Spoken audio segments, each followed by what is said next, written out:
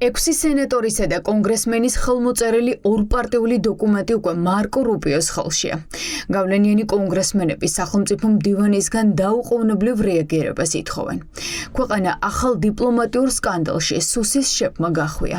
როდესაც სამთავრობო არხთან ინტერვიუში შტატები საქართველოში რევოლუციის დაფინანსებაში დაადანაშაულა და ამერიკის საელჩოს თანამშრომლებისთვის ხელფასების და პენსიების გადმორიცხვა რევოლუციის დაფინანსებად მონათლა. სუსის შეფის განცხადებები საქართველოს მთავარმა სტრატეგიულმა პარტნიორმა საქართველოში მყოფი ამერიკელი დიპლომატებისთვის დიდ საფრთხედ მიიჩნია.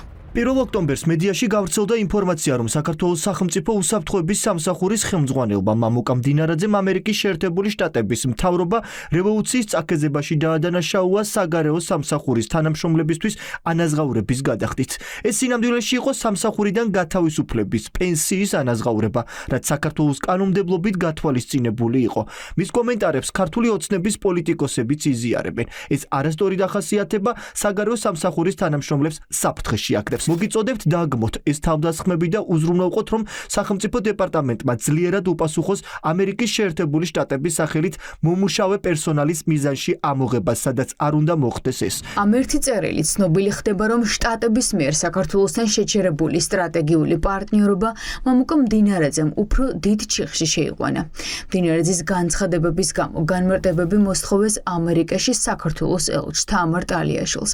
მიუხედავად ამისა, სენატორები ფიქრობენ, რომ ეს საკმარისი არ არის. ყველაზე მარტივი არის მამუკა მდინარაძის დასანქცირება, იმ შემთხვევაში თუ ის ბოდიში არ მოიხდეს და უკან არ წაიღებს ამ ბრალდებას. მაგრამ მე არ ფიქრობ, რომ მხოლოდ სანქცია არის ის ინსტრუმენტების კრებული, რომელიც შეერთებული შტატების სახელმწიფო დეპარტამენტს ამ შემთხვევაში თავისი მაღალჩინოსნების დასაცავად გააჩნია. ამერიკის შეერთებული შტატების წარმომადგენლებზე თავდასხმა ეს როგორც ჩანს უკვე წარმომადგენლობითმა პალატამ განიხილა როგორც ნამდვილად მტრული აქტი. მე ვფიქრობ, რომ სასანქციო სია როდესაც გაიზრდება, თქო უნდა მდინარაძე და სხვა ბიგინა ივანიშვილის პროცესები აუცილებლად აღმოჩნდებიან იმ ადამიანების გვერდით, ვინც ამერიკის შეერთებულ შტატებს თავს ესხმის. ამერიკელი პოლიტიკოსები წერილში წერენ, რომ ამერიკის მთავრობამ საქართველოში საელჩოს თანამშრომლები უნდა დაიცვას. ეს დაახლოებით იმ ტიპის განცხადება, რასაც შტატები ავღანეთთან ან ტერორისტულ ორგანიზაციებთან დაკავშირებით აკეთებდა, ამბობს თავდაცვის ყოფილი მინისტრი. დაახლოებით იმ ტიპის გზავნილია ავღანეთთან სხვადასხვა ტერორისტული ორგანიზაციებთან დაკავშირებით რომ აკეთებდა ხოლმე თავის დროზე სახელმწიფო დეპარტამენტი ან კონგრესმენები, როდესაც ამბობდნენ, რომ მათ მოქალაქეებს საფრთხე ემუქრებათ და მიმართავდნენ სახელმწიფო დეპარტამენტს და სახელმწიფო მდივანს, რომ დაეცვა მათი მოქალაქეების ინტერესები. საერთოდ არ არის საინტერესო, რომელი გვარდა სახელი დასანქცირდება. საინტერესო ის არის, რომ მთელი პოლიტიკური ისტაბლიშმენტი პოლიტიკურად სანქცირებულია, იმიტომ რომ არ არსებობს მოლაპარაკებების მაგი და არ არსებობს ურთიერთობის ფორმატი, არ არსებობს არც ერთი მოქმედი ინსტიტუცია. ზუსტად 1 წლის წინ ქართული ოცნება ხალხს პირდებოდა, რომ ტრამპის არჩევის შემდეგ შეერთებულ შტატებთან ურთიერთობას დაალაგებდა. 1 წლის თავზე კი საქმე იქამდე მივიდა, რომ ამერიკელი დიპლომატებისთვის საქართველოში მუშაობა სენატორებმა საფრთხედ შეაფასეს.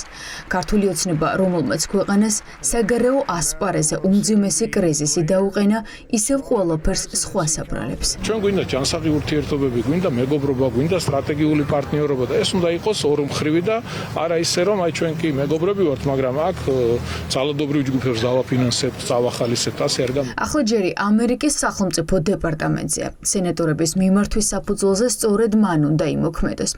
პარალელურად კონგრესმენი ჯო ვილსონი, რომელიც ტრამპის მხარდაჭერით ახალი ვადით აერჩიეს, იქზე წერს, რომ ოცნების თავგასული რეჟიმი მის სპორტს ჩინეთის კომუნისტურ პარტიას გადასცემს. ვილსონი ამბობს, რომ ოცნება კეთილსინდისიერ ინვესტორებს მაფიოზური კორუფციის სასარგებლოდ დევნის.